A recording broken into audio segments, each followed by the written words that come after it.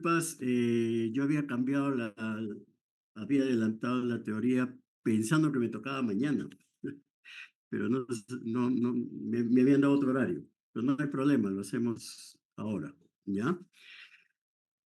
Perfecto, miren, la charla de hoy, el tema de hoy es hablar sobre un poquito sobre las neoplasias que pertenecen a este grupo de síndromes mieloproliferativos crónicos, eh, que son Filadelfia negativas, ¿ya? Entonces, más o menos para que nosotros podamos ver, ¿no? Ubicarnos por dónde está este asunto, acuérdense que los antiguos llamados síndromes mieloproliferativos crónicos, actualmente el nombre actual es neoplasias mieloproliferativas crónicas, ¿no?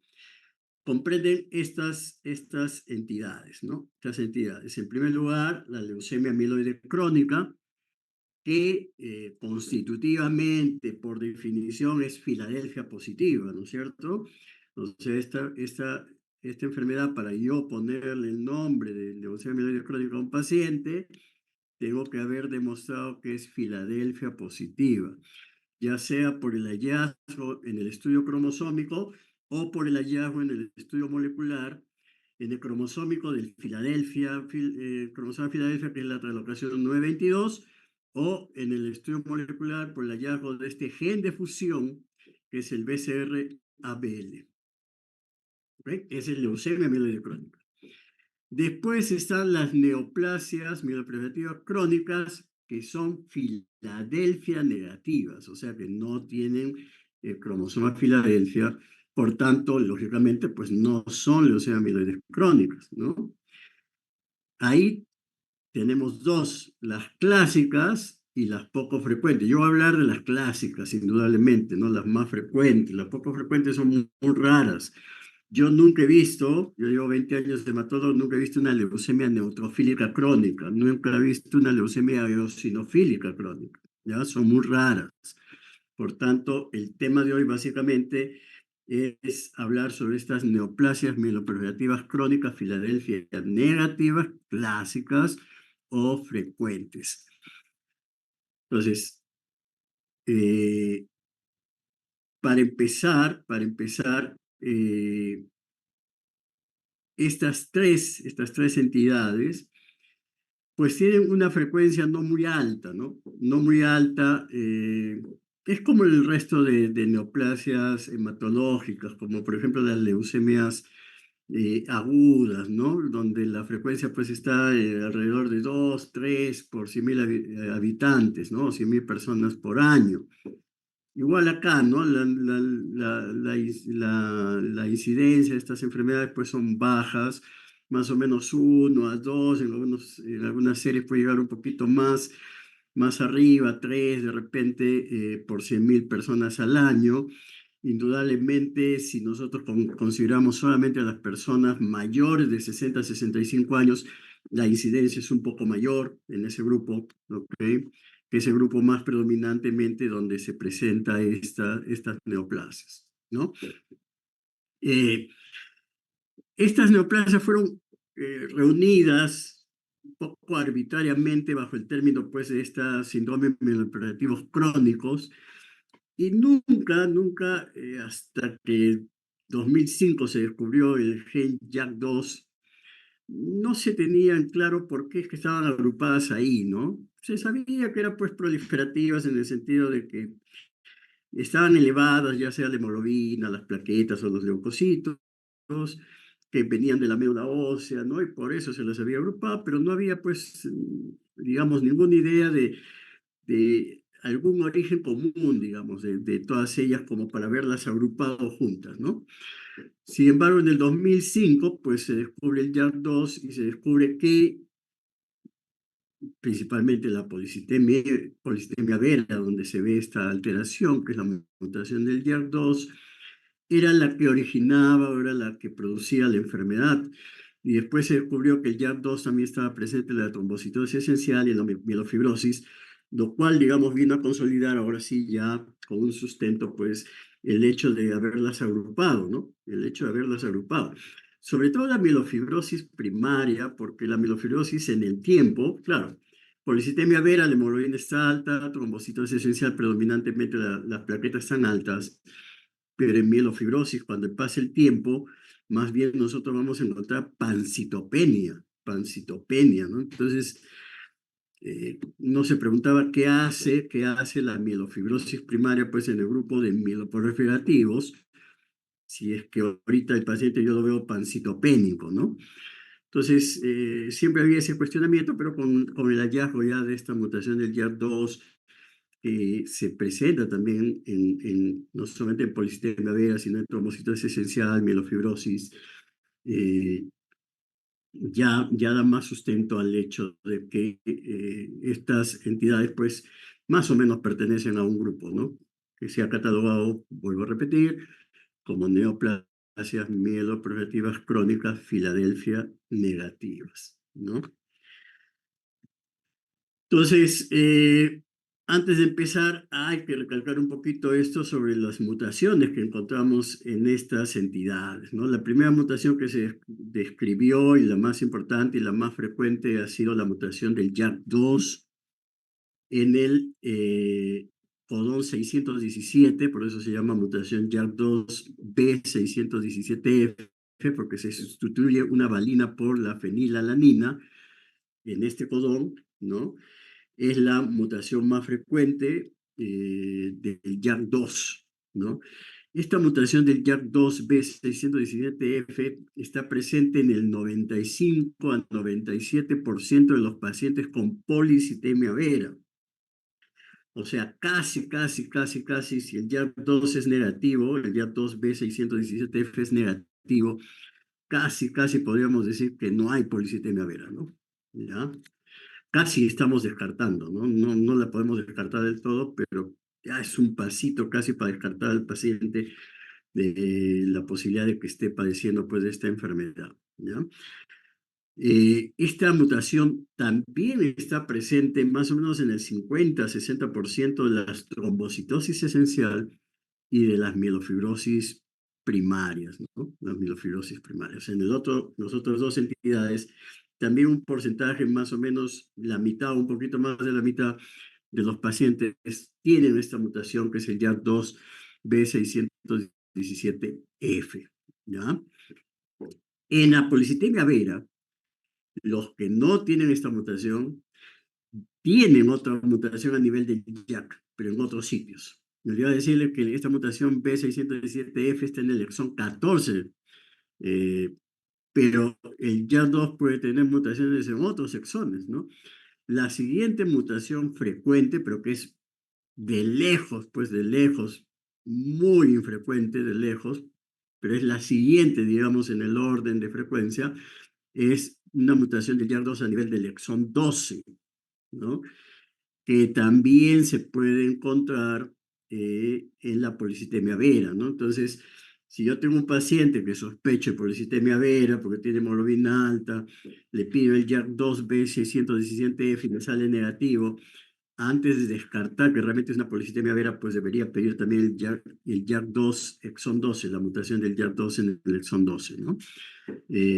Ya con esa mutación negativa, pues casi podríamos decir que no es policitemia vera, casi, ¿no? Casi, ¿ya? Entonces, pero esta mutación del YAC2 exón 12 no se ha encontrado, por lo menos hasta ahora, no se ha encontrado en el resto de entidades, o sea, no podemos nosotros encontrar mutación en el exón 12 del YAC en trombocitosis esencial ni en mielofibrosis primaria, ¿ya?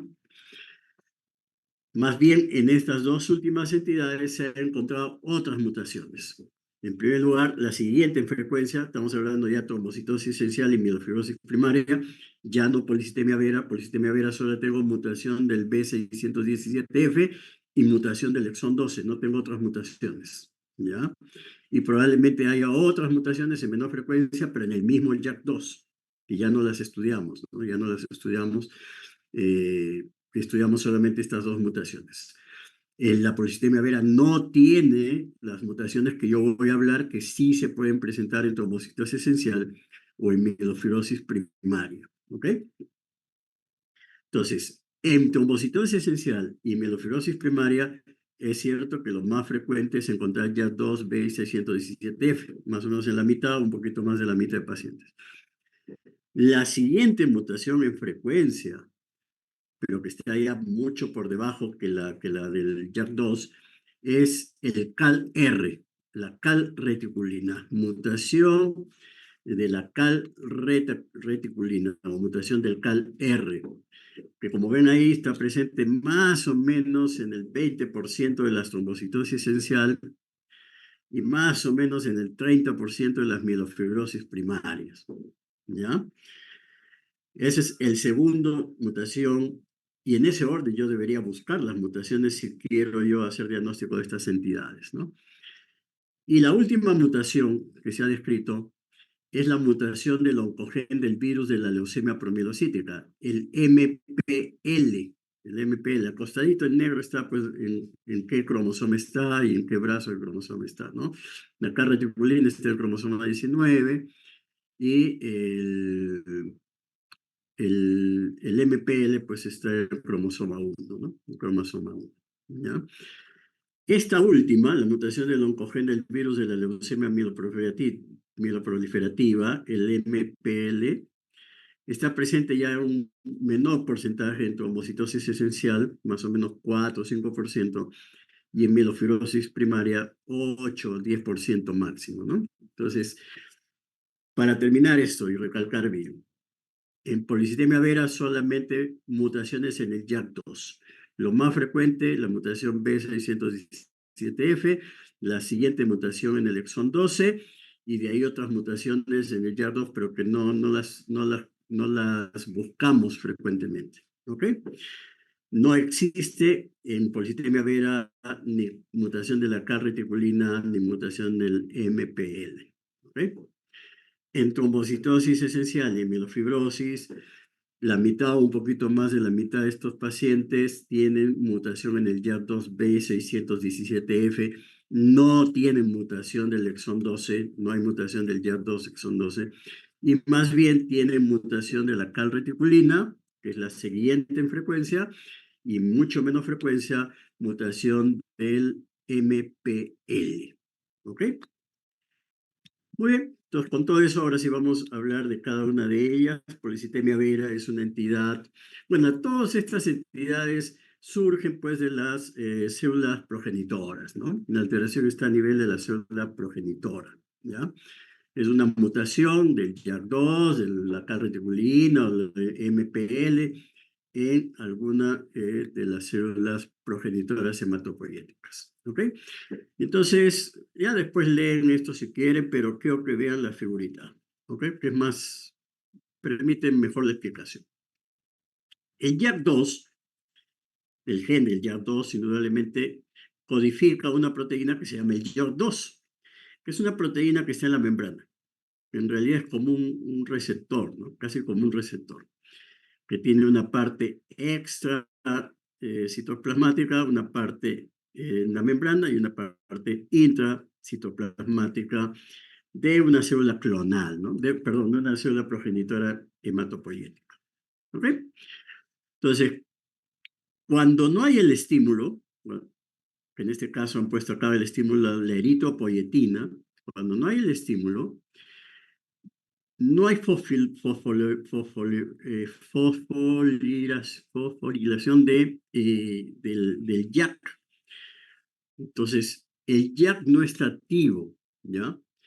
El YAC está inactivo si es que no hay el estímulo.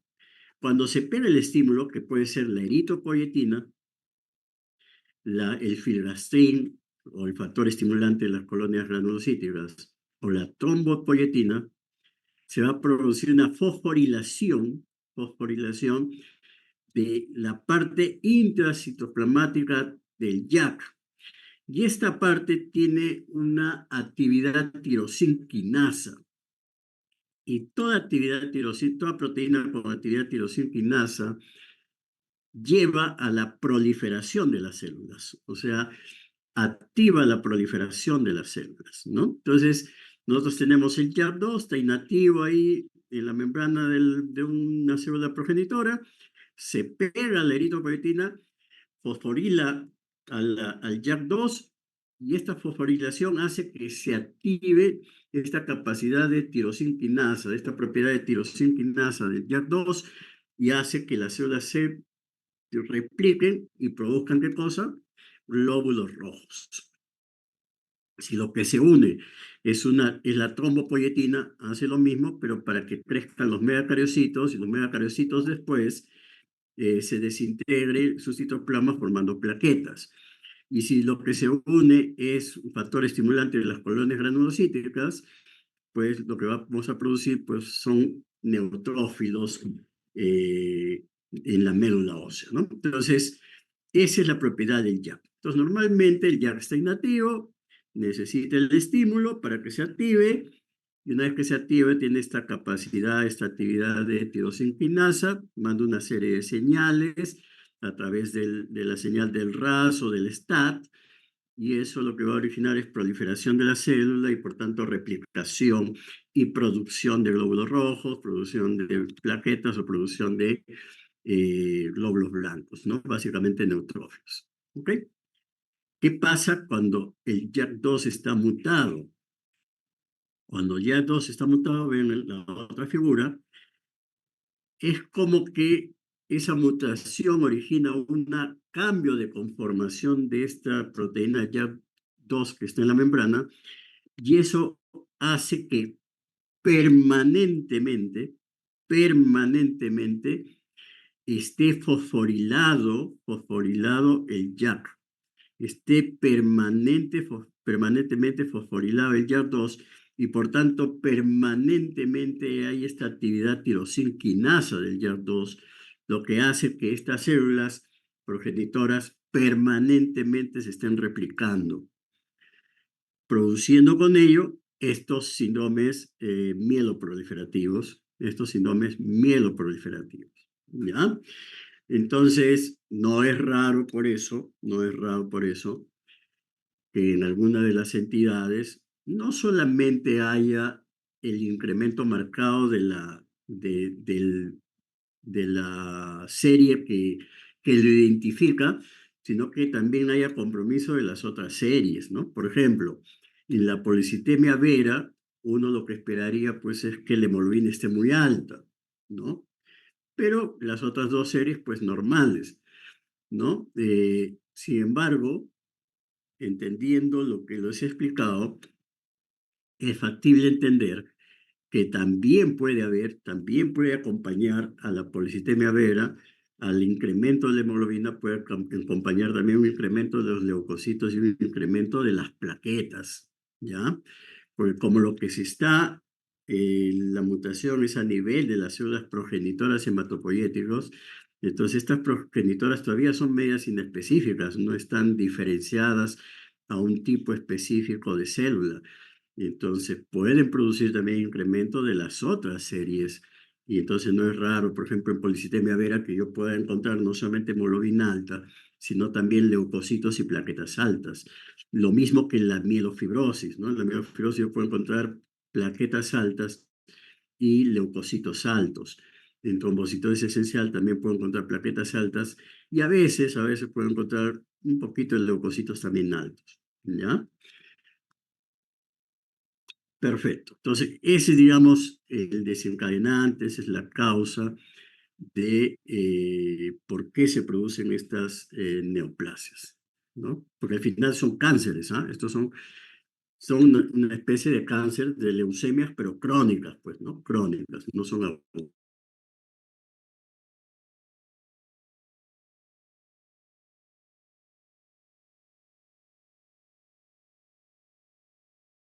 Si esto lo cogemos solamente en el grupo de personas mayores de 60, 65 años, la incidencia puede llegar hasta 5, 6 o 7 por 100.000 personas, ¿no? Porque ese es el grupo predominantemente, como dice ahí, la mediana de edad del diagnóstico es más o menos 60, 65 años. Solamente un 25% de los pacientes son menores de 50, el 75% pues son mayores de 50 y menores de 40, o sea, bastante jóvenes, solamente menos del 10%, ¿no? Es ligeramente más frecuente en hombres que en mujeres, pero 1.2 versus 1, ¿ya? Y la policitemia vera tiene pues un impacto negativo sobre la morbimortalidad de los pacientes. ¿Por qué? Porque predisponen a la formación de coágulos, que es la complicación más frecuente y la que vamos a ver más adelante. Para eso le damos tratamiento, para evitar esta complicación. ¿Ya? Es la formación de coágulos, ya sea arteriales o venosos, pues que pueden complicar y matar al paciente, inclusive, ¿no? Dependiendo de dónde se produzca el coágulo, el paciente pues, puede tener un infarto cerebral, puede tener un infarto cardíaco, ¿no? ¿Ya? Y lo otro es la posibilidad a largo tiempo de convertirse en mielofibrosis o hacer una conversión hacia leucemia, una transformación, una leucemia aguda, ¿no? A una leucemia aguda. ¿Cuál es el cuadro clínico? El cuadro clínico básicamente está dado por los disturbios microvasculares, como va a haber un gran número de glóbulos rojos en esta entidad, y no solamente glóbulos rojos, porque a veces se acompaña también de plaquetas elevadas y a veces inclusive leucocitos elevados, pues va a haber una, digamos así, una hiperviscosidad de la sangre, ¿no? La sangre va a circular muy lentamente y eso puede ocasionar una serie de manifestaciones clínicas, ¿no? Por ejemplo, cefalea, aturdimiento. No es una cefalea tipo dolor específicamente, sino más una cefalea tipo pesadez, ¿no? El paciente siente pesada la cabeza, ¿no? Más que un dolor clásico, digamos, la cefalea en este caso, en este tipo de entidades más es tipo pesadez de cabeza. Hay aturdimiento, el paciente se siente medio aturdido, ¿no? Como les digo, por esta sensación de pesadez, ¿no? Eso se ve en casi la mitad de los casos. Puede haber síntomas visuales con visión borrosa o la presentación de escotomas, hasta en un tercio de los pacientes. Puede haber este signo, esta manifestación que es la eritromelalgia. La eritromelalgia, ustedes ven en la figura, es el cambio de coloración distal de los dedos de las manos, ¿ya? Acompañado de dolor a nivel distal, ¿no? A nivel de distal de los dedos, ¿no? En la yema de los dedos, dolor, cambio rojizo de esta distal de los dedos con dolor, ¿no? Entonces, eso se llama eritromelalgia. Puede haber palpitaciones, dolor torácico, puede haber parestesias distales también en un tercio de pacientes, ¿no? Es relativamente frecuente porque se puede presentar hasta 60% de los pacientes este síntoma que solamente lo presentan generalmente los pacientes con policitemia, ¿no? Que es el prurito, la picazón del cuerpo, que sobre todo se exacerba, se presenta cuando el paciente se baña con agua caliente, ¿no? Entonces, cuando el paciente se baña, y sobre todo si el agua es caliente, los pacientes comienzan a tener prurito en todo el cuerpo, ¿no? Ese es el prurito acuagénico, se llama, ¿no? Porque es desencadenado por el agua, sobre todo si es el agua caliente, ¿no? Puede haber también molestias epigástricas, llegando inclusive a haber úlceras gástricas y hemorragia digestiva alta, en un porcentaje no despreciable de 25, inclusive en algunas series hasta 50% de pacientes. Como en estas entidades vamos a ver el vaso crece muchas veces, pues puede haber también un disconfort asociado a la esplenomegalia, la sensación de tener una masa, de tener un bulto a nivel de hipocondrio izquierdo, ¿no? En algunos casos, no es muy frecuente, esto es más frecuente, por ejemplo, en la mielofibrosis primaria, pero también en algunos casos de policitemia vera hasta en un tercio de ellos podríamos encontrar síntomas constitucionales como baja de peso, sudoración, ¿no? Sobre todo vespertina nocturna, ¿ya? Y la complicación, que es digamos, la más temida de esta enfermedad y por eso hay que dar tratamiento en esta enfermedad, que son los eventos trombóticos, ¿no? Se dice que al debut hasta 20-25% de los pacientes podrían tener un evento trombótico, ¿no?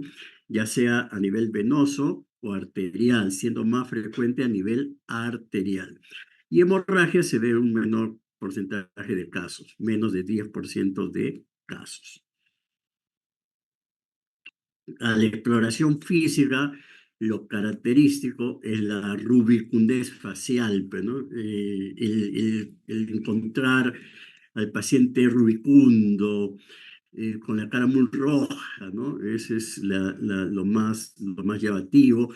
Las palmas de las manos también hay mucha rubicundez, ¿no? El paciente dice, a ver, enséñeme las manos y las palmas son rojas, ¿no? Eso es lo que clásicamente se ve en el paciente que tiene policitemia vera. También puede haber una inyección subconjuntival, ¿no? El ojo parece medio rojo, pero es por la cantidad de vasos sanguíneos que están inyectados a nivel de los ojos, ¿no? Puede haber un porcentaje importante de pacientes esplenomegalia, pero generalmente no es una esplenomegalia muy grande, ¿ya? Se puede presentar hasta en 50-80% de los casos, puede haber también hepatomegalia hasta en 30-50% de los casos. eh, ¿Y cuál es el problema de esta leucemia, de este tipo de cuadro clínico, de entidad que es la policitemia vera? Es que a largo plazo, estamos hablando pues de muchos años, 20, 15, 20 años, puede haber una transformación leucémica en un 10%, un poco más de pacientes, o puede progresar hacia una fibrosis de la médula ósea, una mielofibrosis post-policitemia vera.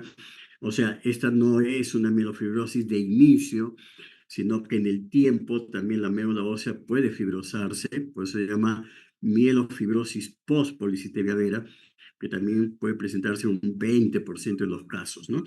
Y las complicaciones a largo plazo siguen siendo las trombosis arteriales y las trombosis venosas, ¿no? Por eso se da tratamiento para evitar estas dos últimas complicaciones.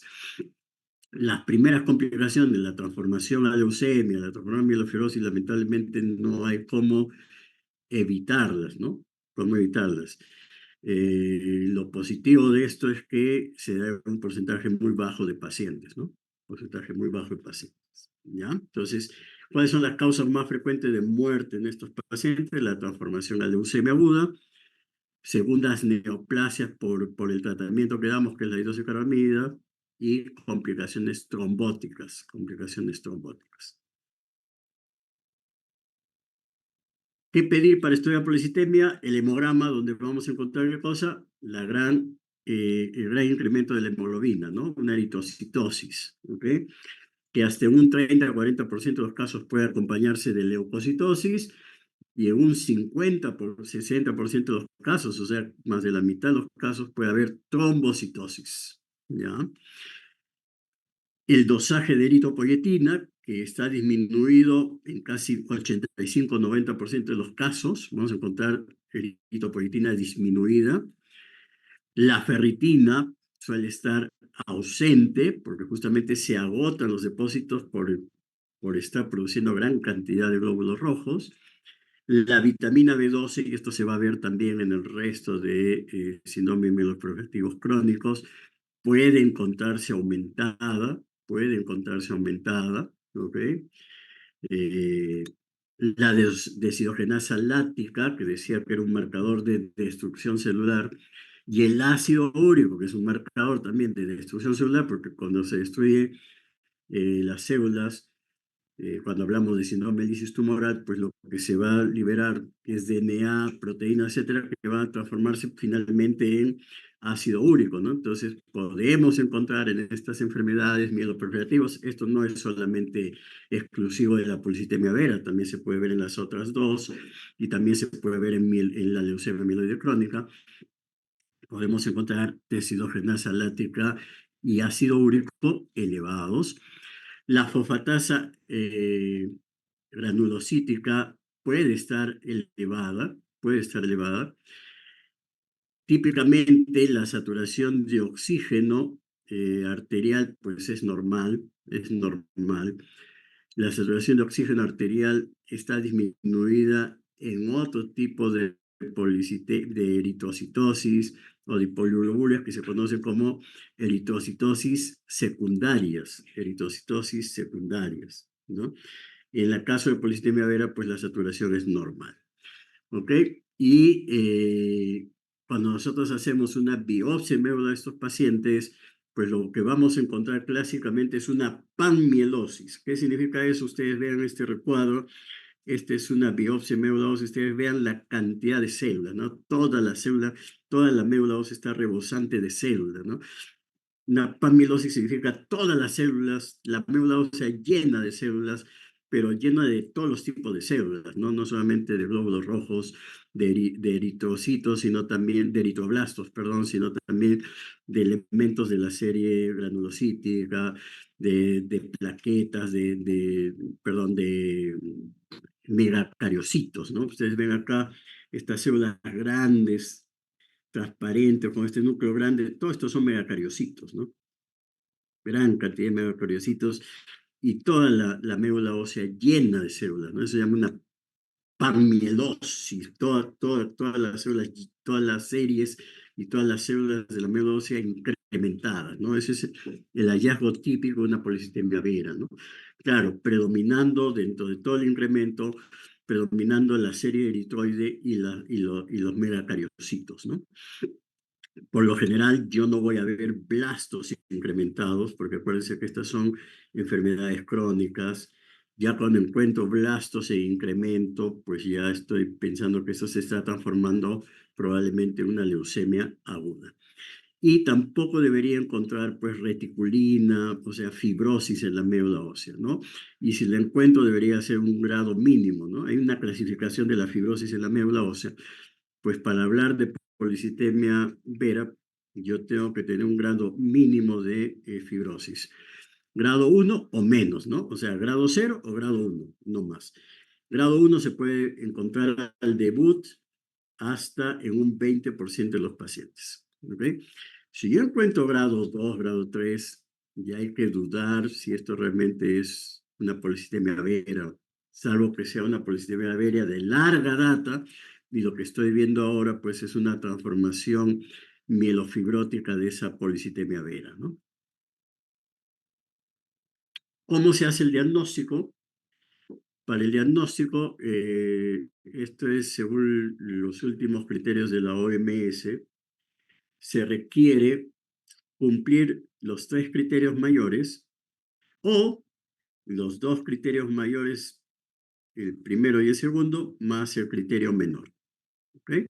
O tenemos los tres criterios mayores para el diagnóstico, o los dos criterios mayores primeros, el primero y el segundo, más el criterio menor. ¿Cuáles los criterios mayores? El criterio mayor, antiguamente se decía que para pensar en policitemia vera yo tenía que tener una hemoglobina mayor a 18.5 en varones y mayor a 16.5 en mujeres.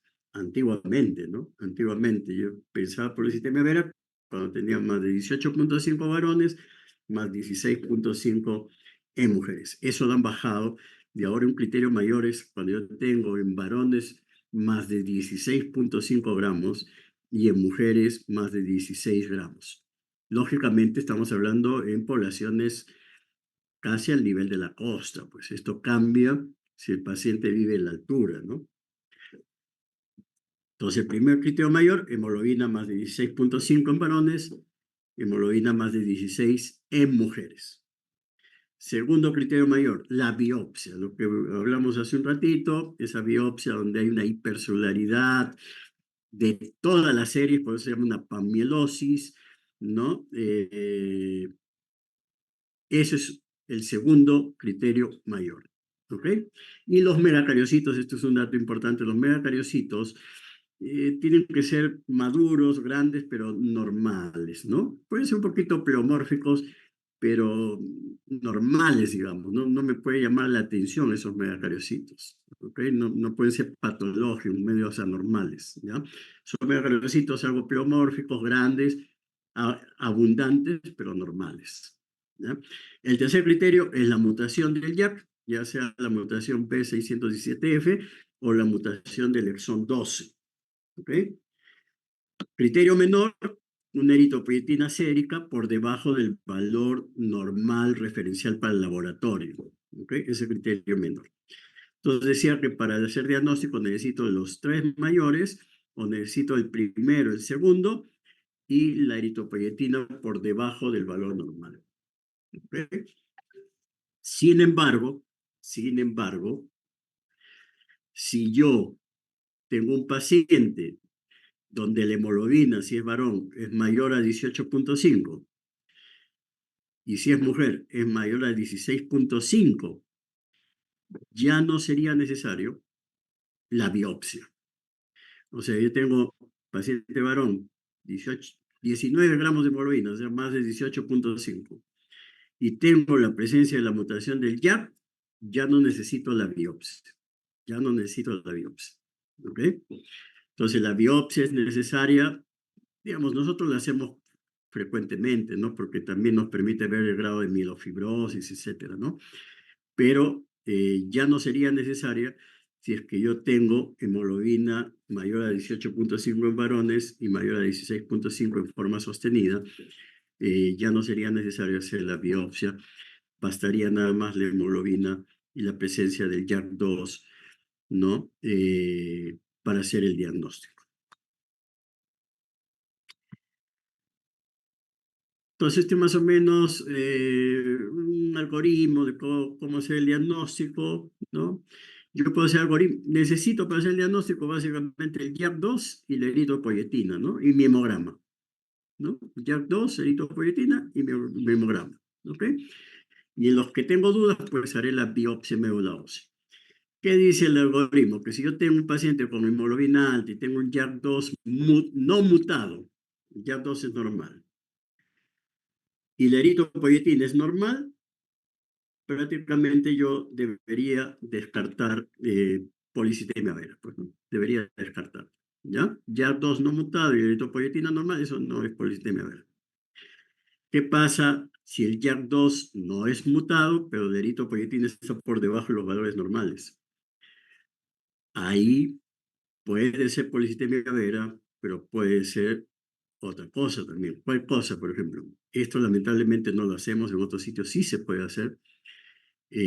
Una alteración genética a nivel del receptor de la eritropoyetina, ¿no? Una mutación a nivel del gen del receptor de eritropoyetina, eh, puede originar también una hemoglobina alta y una eritropoyetina baja, ¿no? Lamentablemente esto no lo hacemos, ¿no? Y nosotros estamos obligados a ir de frente a qué cosa?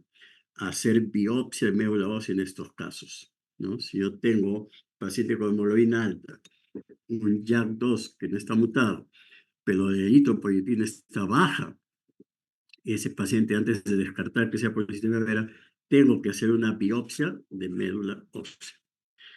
Si el YAC2 está mutado, la eritropoyetina es normal, ahí va a depender de con qué frecuencia está mutado el YAC2. Si es una mutación muy pequeña, en menos del 1%, el paciente entra medio en duda, es mejor hacer una biopsia médula ósea. Pero si el YAC2 está mutado en más del 1%, pues ya tengo el diagnóstico. Es una policitemia vera.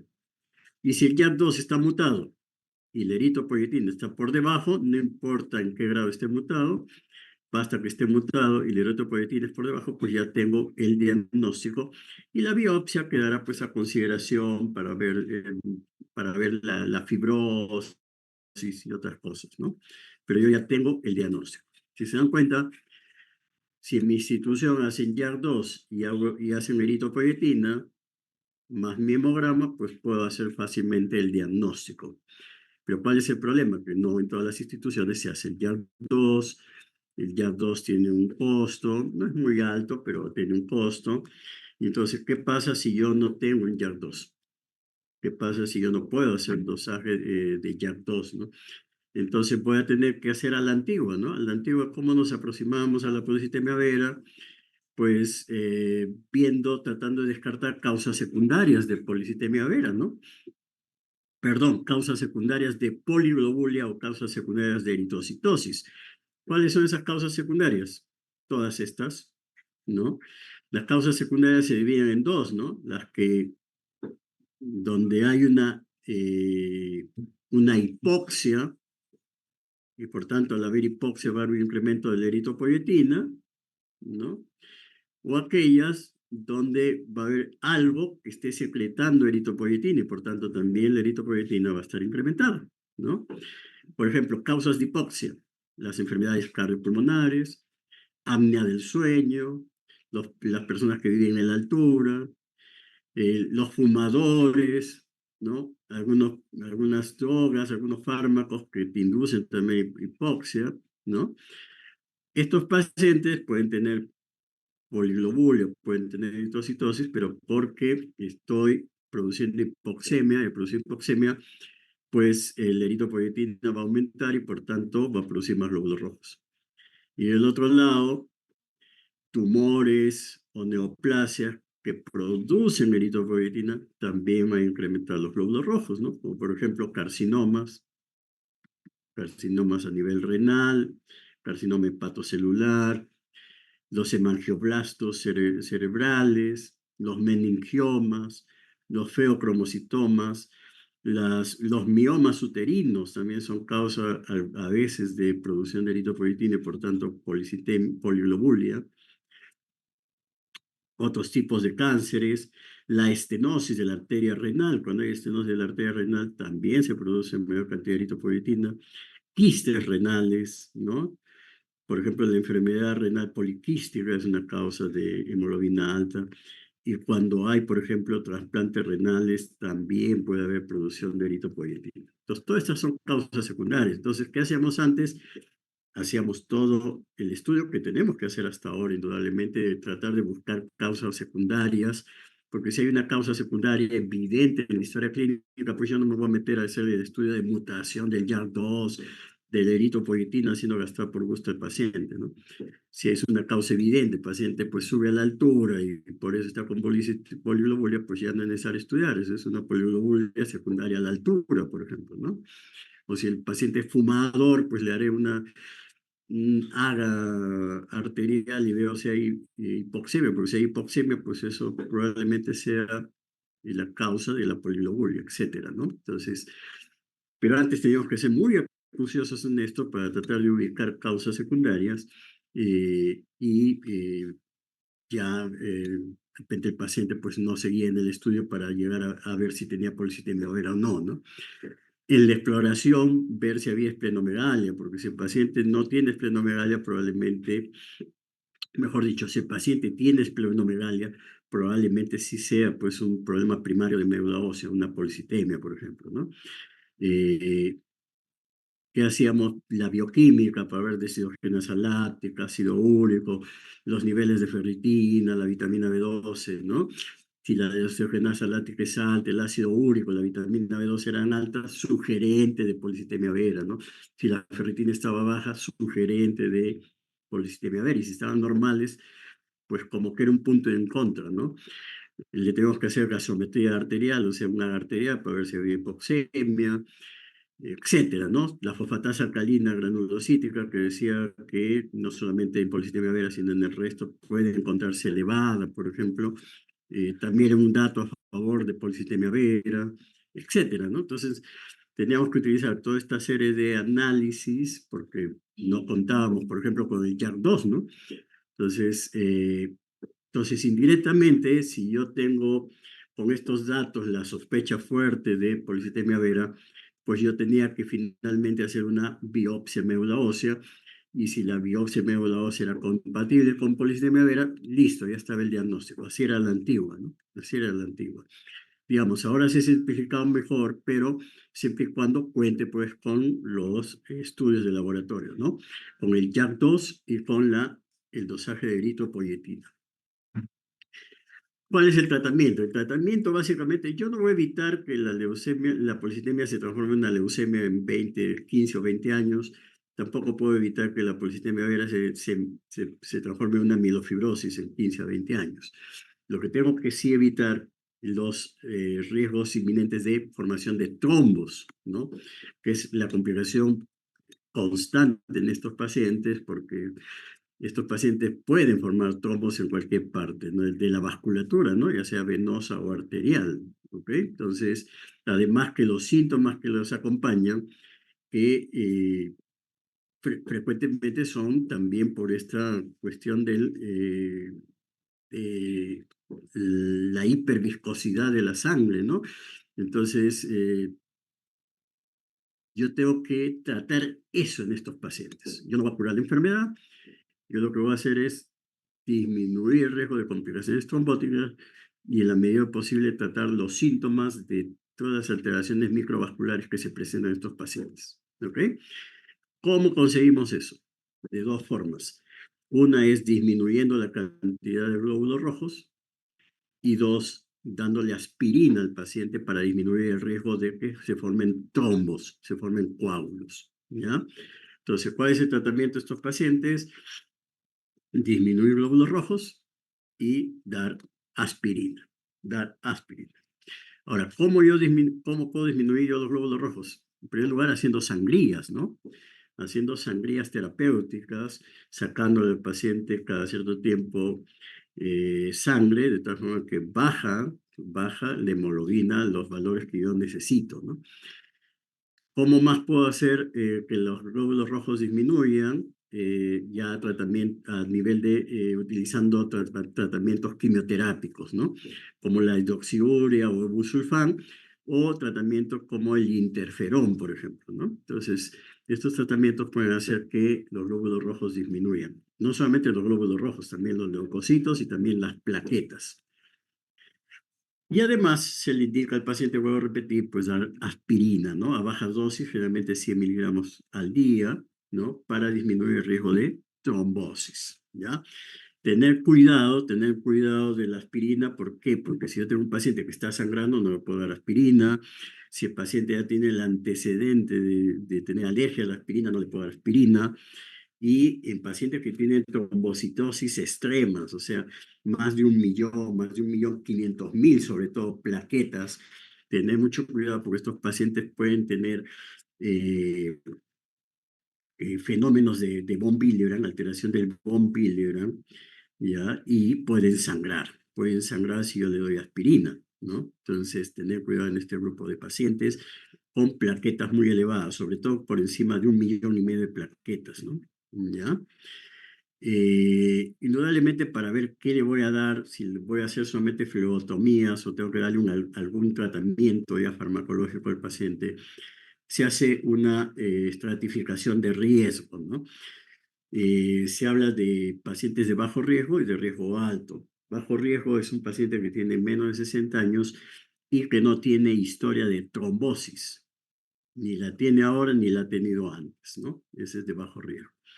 El paciente de alto riesgo es el paciente mayor de 60 años y que ha tenido historia de trombosis, ¿no? Ya sea mayor de 60 años con o sin historia de trombosis, o paciente que ha tenido historia de trombosis, ya sea mayor de 60 o menor de 60 años. ¿Ya? Entonces, ¿qué hago con los pacientes bajo riesgo? Aquellos que tienen menos de 60 años y no tienen historia de trombosis, tengo que hacer flebotomías para bajar los niveles de hemoglobina. El objetivo es mantener el hematocrito alrededor de 45%, ¿ok? Eh, Corregir factores de riesgo cardiovascular, ¿no? Ahí está la hipertensión, diabetes, la epidemia, consumo de tabaco. ¿Por qué? Porque puede aumentar el riesgo de trombosis y darle aspirina al paciente. ¿Qué hago con los pacientes de alto riesgo? Aquellos que son mayores de 60 años o que han tenido o tienen historia de trombosis. Estos pacientes ya tengo que darle tratamiento citorreductor, ¿no? Esto que veíamos acá, ya sea la hidroxiurea o el busulfán, generalmente lo que utilizamos es la hidroxiurea, o interferón en algunos casos, ¿no? Entonces, yo tengo que darle hidroxiurea, corregir los factores de riesgo de cardiovascular y darle aspirina. Si con la hidroxiurea todavía hay de repente glóbulos rojos incrementados, podría todavía utilizar la flebotomía para no dar mucho tratamiento con hidroxiurea, ¿no? Esto ya no lo voy a describir, esto es más específico y esto ya es para especialistas del tratamiento. Basta con que ustedes se acuerden esto, ¿no? Tratamiento es bajar los glóbulos rojos y dar aspirina para evitar las trombosis. ¿Cómo bajo los glóbulos rojos? Depende del riesgo. El riesgo va a ser bajo riesgo si tengo un paciente menor de 60 y no hay evidencia, no hay historia de trombosis. Ahí solamente flebotomías para mantener el hematocrito en 45%. Y si ya es un paciente mayor de 60 años o que ha tenido historia de trombosis, ya tengo que darle, pues, básicamente hidroxiurea. Hidroxiurea. Perfecto. ¿Cuál es la evolución? Ya decía que a 15, 20 años, pues estos pacientes pueden transformarse a leucemia aguda o pueden transformarse a una mielofibrosis, ¿no? Leucemia aguda hasta un 10% de los pacientes eh, y mielofibrosis puede presentarse hasta en un 20% de los pacientes. ¿Okay? ¿Cómo me doy cuenta de que ya se está transformando en una mielofibrosis? El paciente que tenía hemoglobina alta ahora comienza a tener anemia. Puedo ver la presencia de leucoeritroblastos, o sea, leucocitos y eritroblastos pero en sangre periférica, acompañado de dacriocitos, ¿no? E inclusive todo esto en sangre periférica, indudablemente, ¿no? Y puede haber incremento de la esplenomegalia, ¿no? El vaso comienza a crecer más, puede volverse grande el vaso. En mielofibrosis es una de las entidades que producen grandes vasos, ¿no?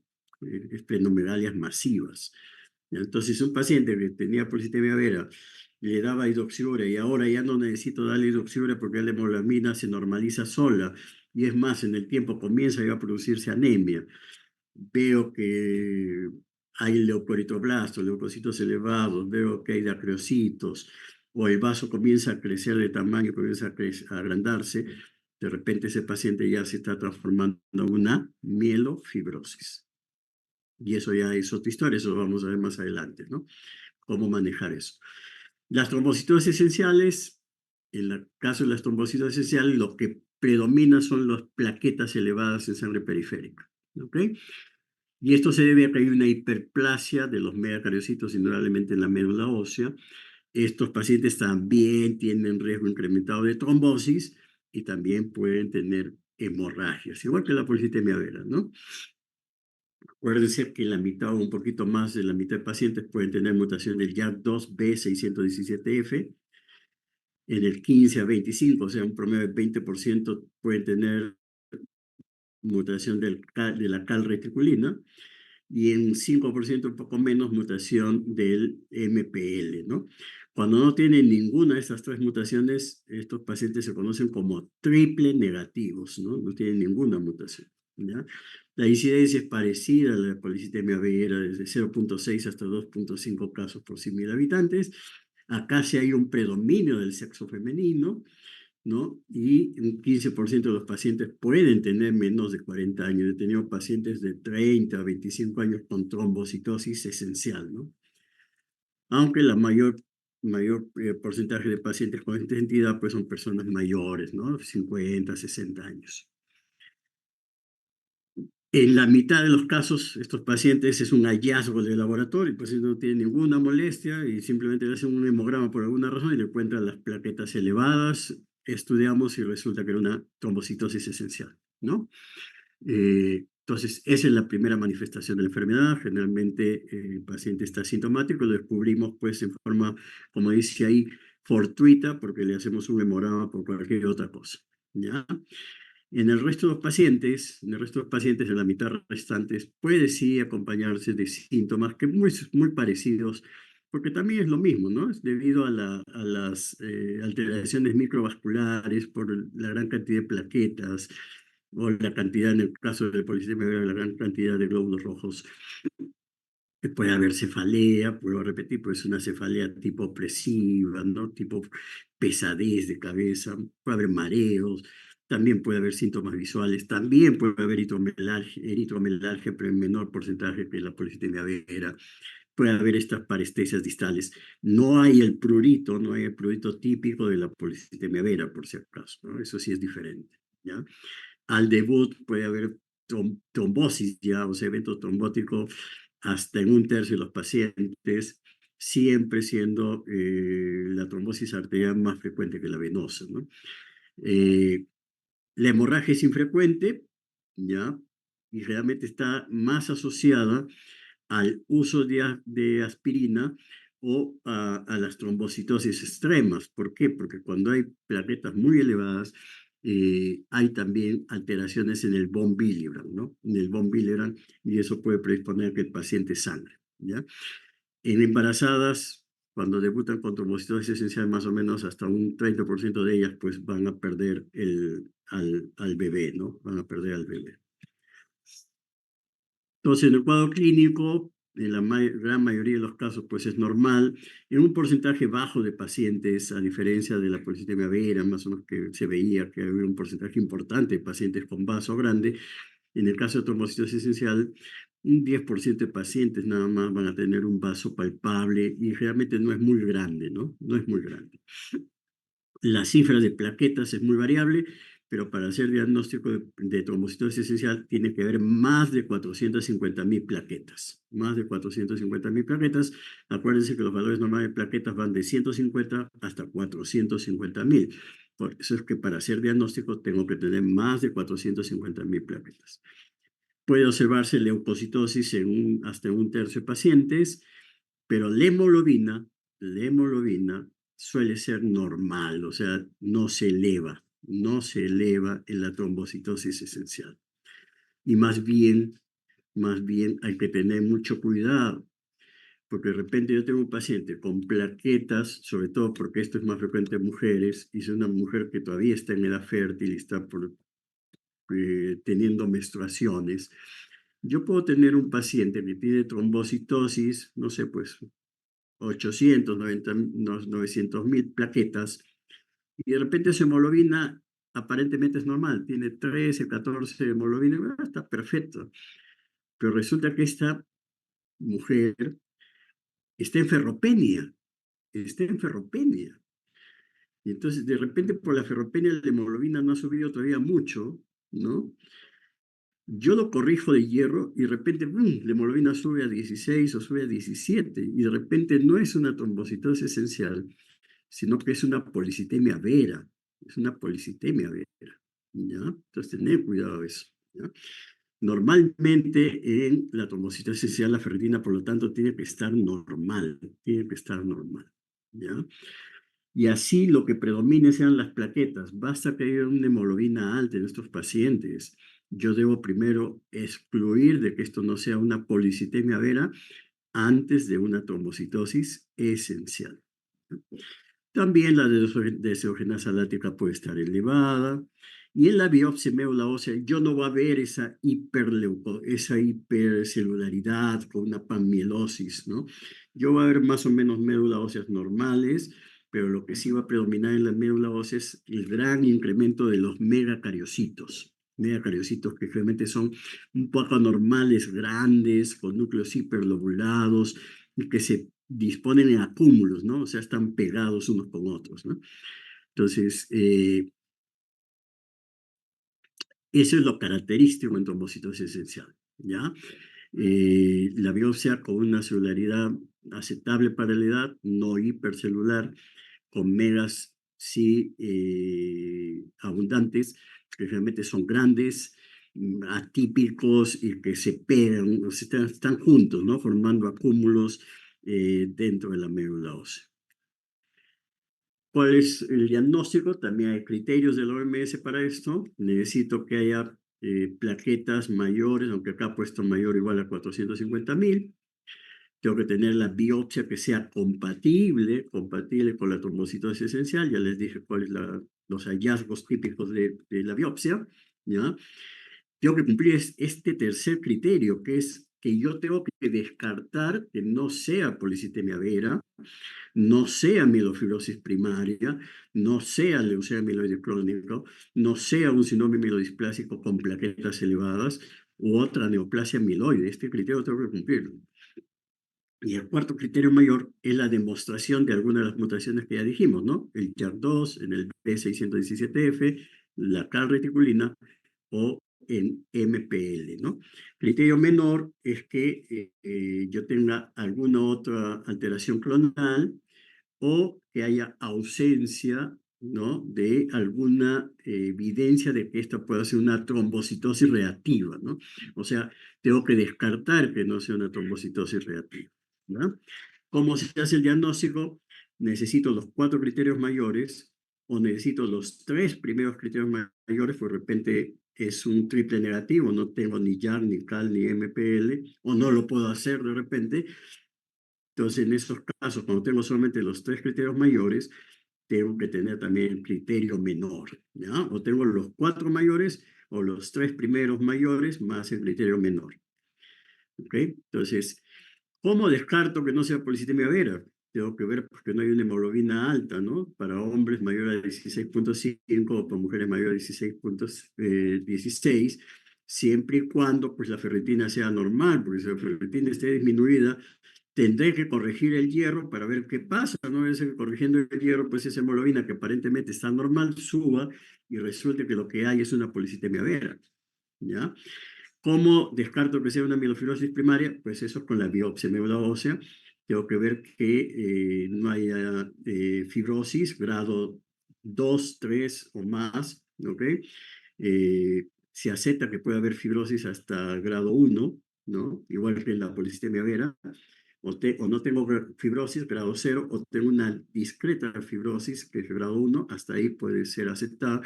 Tener fibrosis grado 2 o 3, pues ya eso habla de que probablemente esto más bien sea una mielofibrosis. Indudablemente no debe haber una médula ósea hipercelular, ¿no? Normalmente, vuelvo a decir, la médula ósea en trombosis esencial es una médula ósea con celularidad adecuada para la edad, ¿no? ¿Cómo descarto que no sea una leucemia mieloide crónica? Pues debo descartar el Filadelfia, ¿no es cierto? Que no haya Filadelfia o no haya BCR-ABL. ¿Cómo descarto un síndrome hemodisplásico? Pues eso con el aspiromédula ósea, que no haya alteraciones morfológicas de displasia, ¿no? ¿Y cómo descarto que no sea una trombocitosis esencial para cumplir el criterio menor? Pues tengo que descartar ferropenia, tengo que en mi historia clínica ver que no haya en la historia de esplenectomía, tengo que descartar las cirugías recientes, tengo que descartar si hay infección o inflamación, si esto no es un cáncer metastásico o inclusive un síndrome linfoproliferativo que puede acompañarse de plaquetas en forma reactiva, ¿no? Entonces, descartando todo esto y cumpliendo los criterios, puedo yo llegar al diagnóstico de trombocitosis esencial. ¿Ya? Entonces, si se dan cuenta, al final el diagnóstico de trombocitosis esencial es un diagnóstico de exclusión, ¿no? Tengo plaquetas elevadas y tengo que descartar todos los otros síndromes mieloproliferativos, tengo que descartar todas las causas reactivas de trombocitosis, y si descartando, pues me quedo solamente con las plaquetas altas sin ninguna otra explicación, le haré la biopsia, haré los estudios del YA, de la calreticulina, el MPML, y si salen positivos, pues hago el diagnóstico de una trombocitosis esencial, ¿no? Entonces, ¿cuál es el primer paso en el caso del diagnóstico de trombocitosis esencial? Pues lo primero, descartar las trombocitosis secundarias o reactivas, ¿no? Ya veíamos que ¿cuáles son las causas de trombocitosis secundarias o reactivas? Pues los déficits de hierro crónicos, las esplenectomías, ¿no? Las inflamaciones crónicas, las infecciones crónicas, las hemorragias. Paciente que está sangrando puede tener plaquetas elevadas, pacientes post cirugía pueden tener plaquetas elevadas. Entonces yo tengo la obligación de descartar estas causas de trombocitosis reactiva. Si he descartado las causas de trombocitosis reactivas, pues haré los estudios de mutación de moleculares, ¿no? Y haré la biopsia, ¿no? ¿Cuál es el orden que tengo que pedir para los estudios moleculares? Primero el YAC2 B617F, no se pide el YAC2 exon 12 porque eso no va a estar mutado. Si este sale negativo, pediré la mutación de la calreticulina, y si sale negativa, la mutación del MPL, ¿no? Si el anterior es positivo, tengo que hacer una biopsia. Si el anterior es negativo, pues tendré igual hacer la biopsia, ¿no? Porque si no tengo otra explicación para esa trombocitosis, tengo que hacer la biopsia porque es la única forma de encontrar los hallazgos que son más o menos característicos de la trombocitosis esencial, que es tener una celularidad normal, en todo caso ligeramente incrementada nada más, pero no esa hipercelularidad que se ve en la policitemia vera, tener el incremento de los megacariocitos, ¿no? Con megacariocitos de gran tamaño, formando agrupaciones, acá miren, grupos de megacariocitos, ¿no? Algo hiperlobulados, o sea, medio atípicos, pero mejor dicho, medio pleomórficos, pero no no muy alterados los megacariocitos, ¿no? Y la tinción de reticulina tiene que ser normal o mínimamente aumentada, o sea, un grado 1 nada más de reticulina, ¿no? ¿Ya? Entonces, y descartar porque no sea el resto de neoplasias mieloproliferativas crónicas, ¿no? O algunos síndromes mielodisplásicos que pueden causar trombocitosis, como por ejemplo el síndrome mielodisplásico con consideroblastos en anillos, eh, o el síndrome mielodisplásico 5Q menos, ¿no? 5Q menos. ¿Cuál es el tratamiento de la trombocitosis? Lo mismo que el tratamiento para la policitemia, ¿no? Yo lo que tengo que evitar es los eventos trombóticos, eventos trombóticos, ¿ya? Y controlar los síntomas, ¿no? Controlar los síntomas de los pacientes que vienen con estas molestias, ¿no? Entonces, ¿cómo hago yo la valoración para ver el tratamiento y clasificar a estos pacientes? Se clasifica en riesgo también, ¿no? Riesgo básicamente de trombosis o de complicaciones vasculares, ¿no? Entonces acá sí tengo varios riesgos. Tengo riesgo bajo, riesgo muy bajo, riesgo intermedio y riesgo alto, ¿no? El riesgo muy bajo es el paciente que no tiene historia de trombosis, es joven, menos de 60 años, y no tiene el JAK2 mutado. Puede tener las otras mutaciones, pero el JAK2 no está mutado. El riesgo bajo es el paciente también joven, sin historia de trombosis, pero que tiene el JAK2 mutado. Un riesgo intermedio ya es el paciente mayor, ¿no? Que no tiene historia de trombosis y su JAK2 no es mutado. Y el riesgo alto es el paciente que tiene historia de trombosis o tiene una edad mayor de 60 años y el JAK2 está mutado, ¿no? Además, debe valorarse la presencia, igual que en policitemia vera, riesgos cardiovasculares, ¿no? La presencia de hipertensión, diabetes, hiperlipidemia, tabaquismo, ¿no? Tener cuidado con las plaquetas mayores a 1000, ¿ya? Porque pueden sangrar, pero tener plaquetas mayores a 1.000.000, ¿no? Tener plaquetas mayores a 1.000.000 no es indicativo necesariamente de empezar tratamiento citorreductor, ¿ya? No es indicativo. Si bien las trombocitosis extremas, como decía, pueden asociarse a alteraciones de von Willebrand, lo que se llama un síndrome de von Willebrand, no necesariamente contraindican usar aspirina, ¿no? No contraindican. Para ello tendría que hacer un dosaje de cofactor de ritocitina, y salvo que el cofactor de ritocitina esté en menos de 20%, salvo eso, pues en los demás, a pesar de las plaquetas altas, podría utilizar aspirina, ¿ya? Entonces, el primer concepto es tener cuidado en pacientes con plaquetas muy altas porque pueden sangrar. Entonces, estos pacientes, antes de la aspirina, tendría que hacerle los dosajes de los estudios de von Willebrand, y si el cofactor de histocitina sí está muy bajo, menos de 20%, sí en ese paciente de repente debería evitar darle aspirina, porque puede sangrar ese paciente. ¿Ok? Entonces, ¿cómo se hace el tratamiento? Si es de muy bajo riesgo, no tiene factores cardiovasculares, de repente solamente lo observo. Si el paciente es de bajo riesgo, pero ya tiene factores cardiovasculares o tiene mutaciones del reticulina o el MPL, daría solamente aspirina, ¿no? Si es de bajo riesgo y no hay factores cardiovasculares, pues daría aspirina. Si hay factores cardiovasculares, de repente la aspirina habría que darle 2 veces al día. Si el paciente es de riesgo intermedio y hay factores cardiovasculares, dar aspirina 2 veces al día. Y, perdón, si no hay factores, ¿no? Si no hay factores cardiovasculares, 2 veces al día. Y si ya el riesgo intermedio, pero hay factores cardiovasculares, debería empezar ya la citorreducción con hidroxiurea o hidroxicarbamida, es lo mismo, más aspirina 1 vez al día.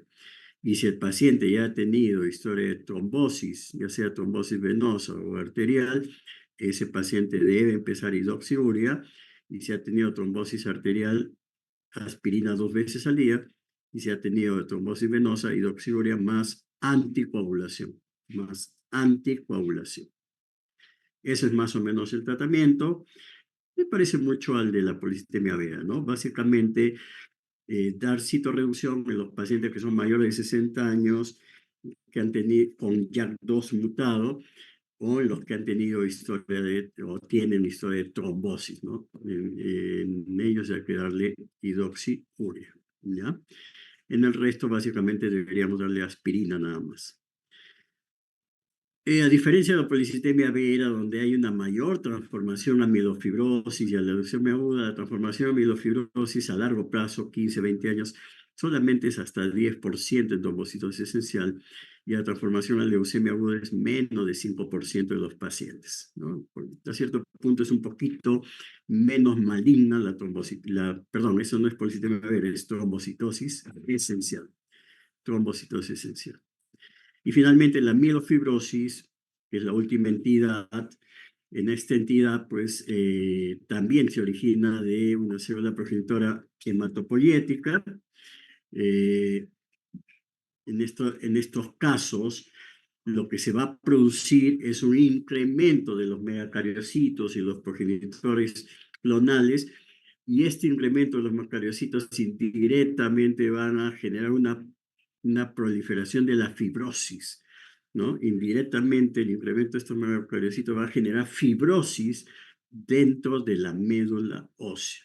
De tal forma que la característica principal de la mielofibrosis, como su nombre dice, es la presencia de fibrosis. La otra característica es que al invadir, llenarse la médula ósea de fibrosis, estos progenitores salen fuera de la médula ósea y pueden invadir el vaso y el hígado, y por tanto puede haber hematopoiesis extramedular, hematopoiesis a nivel del vaso y del hígado, y eso puede originar que los vasos en estos pacientes sean muy grandes, ¿no? Uno de los vasos uno de los casos de esplenomegalia masiva, ¿no? Una de las causas de esplenomegalia masiva es justamente la mielofibrosis, ¿ya? Pero vamos a ver más adelante que hay una etapa prefibrótica en estos pacientes, o sea, antes de la verdadera fibrosis hay una etapa prefibrótica, y hay que tener mucho cuidado porque se puede comparar o se puede parecer mucho a la trombocitosis esencial, ¿no? Entonces, tener mucho cuidado en esa etapa prefibrótica, porque de repente yo puedo estar diagnosticando una trombocitosis esencial y al final, ya desde el inicio, este paciente tenía una mielofibrosis. Y esto es un poquito para explicar la etiopatogenia, la fisiopatología de esta enfermedad. Como hay una proliferación clonal de las células progenitoras, muchos de estos progenitores pueden salir a la sangre, van a invadir vaso y hígado y va a producir lo que se llama la metaplasia mieloide, que no es otra cosa que la hematopoiesis extramedular. Por otro lado, hay una proliferación predominantemente de megacariocitos, puede también proliferar otras células. Vamos a ver que acá también hay hipercelularidad, al igual que en la policitemia vera también puede haber hipercelularidad, ¿no? Este incremento de megacariocitos patológicos van a destruirse por apoptosis, va a haber, por tanto, una destrucción intramedular. Esto va a liberar una serie de sustancias, como por ejemplo el PDGF o el BGF, que este es el productor de angiogénesis. El PDGF va a estimular a los osteoblastos y esto puede producir osteosclerosis, o puede estimular a los fibroblastos, producir proliferación celular de fibroblastos, secreción de colágeno, y todo esto junto con la angiogénesis producir mielofibrosis. ¿Cuáles son las mutaciones de mielofibrosis? Igual que en la trombocitosis esencial, casi un 50-60% de pacientes hay mutación del YAP2 B617F. Al igual que en trombocitosis esencial, no hay mutación del YAP2 del exon 12, no La existe. trombopenia es la causa más ¿Ya? frecuente de sangrado. Trombopenia, causa más frecuente de sangrado. ¿Perdón? Así, ante un sangrado espontáneo, conviene realizar hemograma y frotis para valorar el tamaño y morfología Perdón, no lo plaquetaria escucho. y ¿Alguien está orientar hablando? hacia las patologías adquiridas. El frotis permite ¿Alguien estaba además hablando? descartar la presencia de agregados plaquetarios que producen una Bueno, falsa Sí, en doctor, creo las que una temitas compañera de los dejó su pacientes vamos a micrófono encontrar abierto. mutación en en el hemograma. Pseudotrombocitopenia. Frotis permite además descartar la presencia de agregados Doctor, es que hay plaquetarios una que compañera producen que una tiene el falsa micrófono disminución de encendido. frecuencia Perdón. plaquetaria. Entonces, ¿qué es la ¿Me está cruzando? pseudotrombos? La Doctor, es una... Entendido. Perdón, ¿qué pasó? ¿Se está cruzando, creo? ¿Aló? Ya ¿Me está, escucha? doctor. Ya apagó el micro. Ah, ya, ya. Entonces, hasta en un tercio de pacientes nosotros podemos encontrar la mutación de la K-reticulina y un porcentaje menor, hasta 8%, 10% de los pacientes podemos encontrar mutación del MPL. También cuando yo no encuentro ninguna mutación, también se denominan a estos pacientes los triple negativos, ¿no? O sea, tengo una mielofibrosis triple negativa o tengo una trombocitosis esencial triple negativa, ¿no? ¿Ya? Cualquiera sea la mutación, al igual que en el resto, pues también lleva a una hiperactivación de la vía del JAK y del STAT, ¿no? Que es una vía de proliferación, ¿ya? Ya sea que la mutación sea en el mismo JAK, ya sea que sea la calreticulina, que sea en el MPL, todas estas terminan al final activando la vía JAK-STAT, ¿ya? Esta sí es una enfermedad más clásicamente de mayores, ¿no? Mayores de 60 años, aunque hemos visto mielofibrosis en menores, ¿ah? 30, 40, 50 años, pero es más raro, ¿ya? Y no hay predominio tampoco entre los sexos, ¿no? Aquí sí, la gran mayoría de pacientes pueden venir con síntomas, pueden venir con síntomas. Más bien, la minoría de ellos, se dice que hasta un 20% de pacientes de repente están asintomáticos al momento del diagnóstico, ¿no? ¿Ya? A diferencia de policitemia vera, de trombocitosis esencial, donde hasta un 50% o más de pacientes son asintomáticos, acá la gran mayoría, hasta un 80% de pacientes, pueden venir con síntomas. ¿Cuál es la manifestación más frecuente? Los síntomas de anemia, ¿no? Están presentes en el 50-60% de los casos. O sea, la gran mayoría de pacientes con mielofibrosis tienen anemia, ¿ya? Que puede ser severa inclusive y tener síntomas severos estos pacientes, ¿no? En un cuarto de pacientes puede haber síntomas constitucionales, baja de peso, sudoración, fiebre, ¿no? Como los síntomas B de los síndromes linfoproliferativos, ¿ya? La hepatosplenomegalia ya son más habituales, acá son más frecuentes, ¿no? Y generalmente cuando la enfermedad pues está en su máximo esplendor, hay una esplenomegalia masiva, lo cual pues produce saciedad precoz, el paciente se llena rápido, ¿no? Hay una molestia en el hipocondrio izquierdo, más que dolor, molestia. Ahora, cuando este vaso grande se infarta, porque se puede infartar, sí puede dar dolor severo, ¿no? Dolor severo. Al debut, nosotros podemos encontrar trombocitosis hasta en un 30% de pacientes, ¿ok? Y también puedo encontrar leucocitosis en los pacientes, ¿ya? Leucocitosis en los pacientes. Lo que sí no voy a encontrar es poliglobulia. Poliglobulia sí no se ve, ¿ok? Ahí puede haber manifestaciones de hipertensión portal, ¿no? Que en el tiempo van a complicar indudablemente a la mielofibrosis hasta en un 20% de los casos, es decir, puede haber ascitis, varices esofágica, falla hepática, hasta un 20% de los casos por hipertensión portal, ¿ya? Más raramente la clínica puede estar relacionada a los focos hematopoyéticos fuera de la médula ósea, ¿no? Decíamos que hay progenitores que salen de la médula ósea y van hacia el vaso, hacia el hígado, pero pueden ir a otros sitios, ¿no? Entonces, si el progenitor llega pues al peritoneo, por ejemplo, yo puedo tener pacientes con ascitis. Si llega a la pleura, puedo tener derrame pleural. Puedo tener tumores en diferentes partes del cuerpo formados por células hematopoyéticos, ¿no? Y dependiendo de dónde estén, pueden producir fenómenos compresivos, ¿no? El paciente de repente viene con un tumor, yo pienso que es un tumor X, le hago la biopsia y resulta que son células hematopoyéticas, y lo que estoy viendo, pues, es la producción extramedular de la hematopoiesis, ¿no? Eh, y estos pacientes, a diferencia de los otros que tienen mayor riesgo de trombosis, también tienen riesgo de trombosis, pero quizás un poquito menor de riesgo que los anteriores, un poquito menor. Pero también hay riesgo de trombosis en la mielofibrosis, ¿ya? ¿Cuáles son las causas de muerte en la mielofibrosis? Esta sí tiene una mayor progresión, más rápida de progresión hacia leucemia aguda, que puede ocurrir en el 20% de los pacientes. Los eventos vasculares es otra causa de muerte en los pacientes, o de trombosis, y las citopenias, porque en la evolución esta enfermedad lo que va a producir es una pancitopenia, entonces puede haber infección, sangrado, y el paciente puede fallecer. Entonces, en el hemograma lo frecuente es la anemia, ¿no? Lo frecuente es la anemia y lo otro es que puede haber plaquetas al inicio, por lo menos, ¿sabes? En la etapa prefibrótica de la enfermedad, en la mielofibrosis prefibrótica, yo puedo encontrar plaquetas elevadas, leucocitos elevados y de repente confundirse con una trombocitosis esencial, ¿no?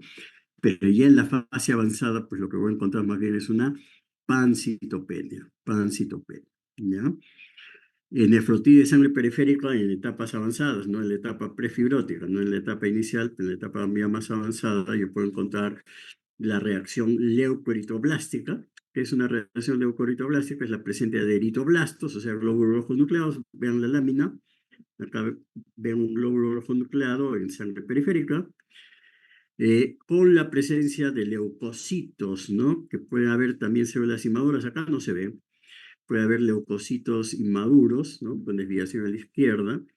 Y otra cosa que acompaña es la dacriocitosis, los dacriocitos, las células en lágrimas, ¿no? Que frecuentemente también se ven en la mielofibrosis, ¿no? Puede verse a la etapa inicial eosinofilia o basofilia, y realmente las plaquetas que se ven en nefrotitis de sangre periférica son algo dismórficas, ¿no? Esta es la biopsia de médula ósea, donde yo veo gran cantidad de reticulocitos, ¿no? Perdón, de reticulina. Esto se hace con tinción de plata. Yo puedo ver la gran cantidad de reticulina ya que existe en la médula ósea de un paciente con mielofibrosis. ¿Ya? Y acá está la clasificación que les decía, cómo se clasifica la reticulina o la mielofibrosis, una mielofibrosis tipo 0, 1, 2 o 3, ¿no? Decíamos que hasta el tipo 1 yo podía, si estaba el cuadro clínico adecuado para trombocitosis esencial o policitemia vera, yo puedo decir que es una trombocitosis esencial o una policitemia vera. Pero si ya tengo mielofibrosis grado 2 o grado 3, tener cuidado porque de repente estamos frente a una mielofibrosis en el caso de la trombocitosis esencial, o ya estamos en una etapa avanzada de la policitemia vera donde se está transformando ya a una mielofibrosis, ¿no? Entonces, ¿cómo hacemos el diagnóstico? Va a depender de si estamos en la fase inicial o prefibrótica, o si estamos ya en la fase establecida de la mielofibrosis, ¿no? Cuando ya la mielofibrosis está totalmente establecida, ¿no?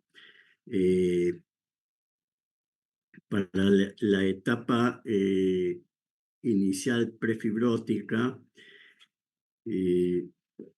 yo lo que necesito es, en primer lugar, una biopsia médula ósea donde se demuestre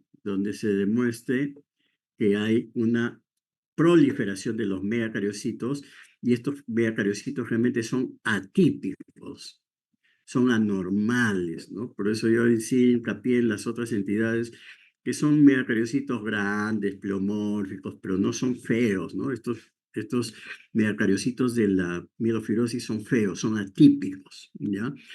Entonces, y para hablar de fase inicial, pues yo no puedo tener un grado avanzado de fibrosis, tiene que haber solamente un grado 1 de fibrosis, ¿no? Para yo hablar de que esta es una etapa inicial. No puede haber grado 0 tampoco, ¿no? Si es un grado 0 ya entraría en duda si es una mielofibrosis. Entonces yo tengo que tener la biopsia con megacariocitos atípicos y una fibrosis reticulina grado 1, ¿ya? Puede haber un incremento de la celularidad, sin llegar necesariamente a la panmielosis que vemos en la policitemia vera, pero sí puede haber una hipercelularidad con incremento de la serie granulocítica. Pero en muchos casos la eritocítica, la serie eritocítica está algo disminuida comparativamente con los megacariocitos y con la serie granulocítica, ¿no? Debo también excluir pues, que no sea una leucemia amiloide crónica, que no sea una policitemia vera, una trombocitosis esencial. Estamos hablando de la fase inicial prefibrótica, ¿no? O sea, un síndrome mielodisplásico con incremento de plaquetas, ¿no? Debo demostrar la presencia de JAK2, de calreticulina o de MPL, ¿ok? Y debo cumplir algún criterio menor, uno de los siguientes, solo uno, ¿eh? Anemia, que no sea atribuible a otra causa, o una leucocitosis mayor a 11.000, o un vaso palpable, o un aumento por encima del valor normal de la deshidrogenasa láctica, ¿ya? Entonces, para hacer diagnóstico, necesito los tres criterios mayores, ¿no? La biosa compatible, que no sea compatible con leucemia amiloide crónica, ni otro hallazgo, otro de los síndromes mieloproliferativos crónicos, la demostración de alguna mutación. Ahora, si no hay mutaciones, alguna otra alteración clonal, y si no hay alteración clonal, por lo menos que no hay una causa que me explique, otra causa que me explique pues la fibrosis reticulina reticulínica que hay, o sea, que no sea una fibrosis reactiva, porque yo puedo tener fibrosis por otras causas. ¿Ah? La mielofibrosis no es la única causa de fibrosis en la médula ósea. Hay síndromes mielodisplásicos que se acompañan de mielofibrosis. Hay lupus que pueden dar mielofibrosis. O sea, hay una serie de enfermedades que pueden dar fibrosis a nivel de la médula ósea. Entonces, yo debería descartar de que esa fibrosis grado 1 que estoy viendo, pues no sea debida a otra causa, ¿no? Una fibrosis reactiva secundaria a otra causa, ¿ya? Entonces, si tengo estos tres criterios mayores y uno de los menores, yo puedo hacer diagnóstico de mielofibrosis primaria en etapa prefibrótica. ¿Cómo hago el diagnóstico de mielofibrosis primaria ya en fase establecida, en fase fibrótica ya, ¿no? Necesito igual los tres criterios mayores, que son los mismos, pero ya el grado de fibrosis tiene que ser grado 2 o 3, grado 2 o 3, no grado 1, ¿ok? Necesito los tres criterios mayores y al menos uno de los menores, que más o menos son los mismos, ¿no? Una anemia que no sea explicable por otra causa, una leucocitosis mayor a 11.000, una esplenomegalia palpable, un aumento de la deshidrogenasa láctica o la presencia del hallazgo estos de leucoeritroblastos en sangre periférica. Si yo tengo uno menor y los tres mayores, hago el diagnóstico de mielofibrosis primaria establecida ya, ¿no? Establecida. ¿Cuál es el tratamiento o qué es lo que busco en la mielofibrosis? Mire, básicamente la mielofibrosis yo tengo que definir, ¿no? Si el paciente está asintomático, ¿ah? Si hay síntomas, porque si es asintomático, lo puedo observar nada más el paciente, ¿no? O sea, si el paciente viene asintomático, no tiene mayor molestia, su hemograma no está muy comprometido, puedo solamente observar al paciente, ¿no? Pero si el paciente está sintomático, o hay marcada trombocitosis, o hay marcada leucocitosis, o hay anemia, ¿no? Importante, yo a este paciente ya tengo que tratarlo. Entonces, para tratar al paciente, yo tengo que dividir los pacientes, ver si este paciente lo voy a tratar con fármacos o este paciente es tributario de ir a un trasplante de médula ósea, porque lo único que va a curar a la mielofibrosis es un trasplante de médula ósea, no hay otro tratamiento, ¿ya? Entonces, a los pacientes que vienen sintomáticos, a los cuales yo considero que debo tratar, yo tengo que discernir tempranamente si este paciente es candidato a trasplante o no es candidato. Si es candidato a trasplante, entonces haré todo el protocolo para buscarle un donante compatible y llevarlo a trasplante. Si el paciente no tiene donante o no es candidato a trasplante, ya sea por la edad, porque tiene comorbilidades o porque el pronóstico, vamos a ver, porque cómo clasificamos nosotros si el paciente va a trasplante o no, es según un riesgo pronóstico, perdón, un pronóstico de riesgo. Si el pronóstico no es muy alto, entonces este paciente no va a trasplante, yo tengo que hacer el manejo farmacológico. Y ese manejo farmacológico es muy variable, porque la mielofibrosis va a tener una presentación muy variable, sobre todo en la etapa establecida.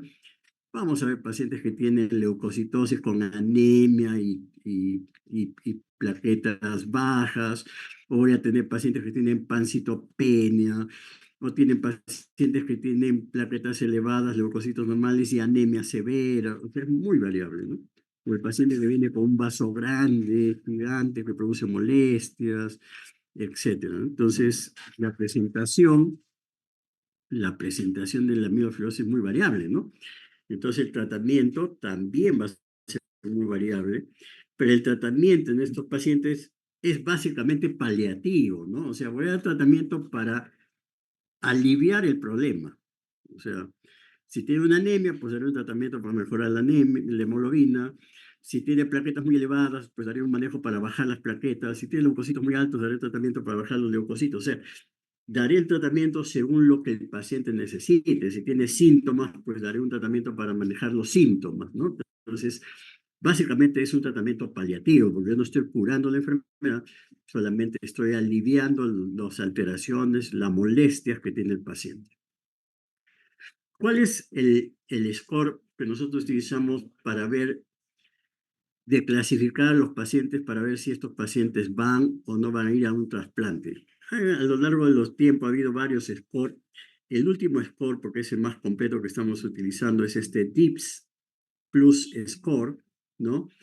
Que contempla las siguientes variables, ¿no? Y cada variable tiene un punto, ¿no? Y dependiendo de la cantidad de puntos, yo voy a clasificar al paciente en riesgo intermedio 1, riesgo intermedio 2, o alto riesgo, o bajo riesgo también, ¿no? Entonces tenemos riesgo bajo, riesgo intermedio 1 o 2 y riesgo alto. Entonces, ¿cuáles son esos criterios? La edad del paciente. Si el paciente tiene mayor de 65 años, ya es un punto. Si tiene síntomas constitucionales, hemos visto baja de peso, sudoración, febrículas, fiebres, un punto. Si la hemoglobina es menos de 10, es un punto. Si los leucocitos son mayores a 25.000, un punto. Si hay blastos en sangre periférica mayores a 1%, un punto. Si hay plaquetas menos de 100.000, un punto. Si hay un requerimiento transfusional, ya sea de plaquetas, de hemoglobina, un punto. Y si hay un cariotipo, una alteración más allá del YAG, de la carreticulina y del PMPL, si hay alguna alteración cromosómica asociada, como por ejemplo una trisomía del 8, una deleción del 7, una deleción del 5, si hay una deleción del 12P, etcétera, ¿no? Si hay reordenamiento 11Q23, otra alteración, es un punto, ¿no? Entonces, si sumado el puntaje me da 0, ese paciente es de riesgo bajo. Ese paciente es riesgo bajo. Si me da un punto, tengo un punto, de todos ellos tengo un punto, ese es un riesgo intermedio 1. Si tengo 2 puntos, es un riesgo intermedio 2. Y si tiene 3 puntos o más, es un riesgo alto, un riesgo alto. ¿Quiénes deben ir a trasplante? Aquellos que tienen riesgo intermedio 2 o riesgo alto, ¿ya?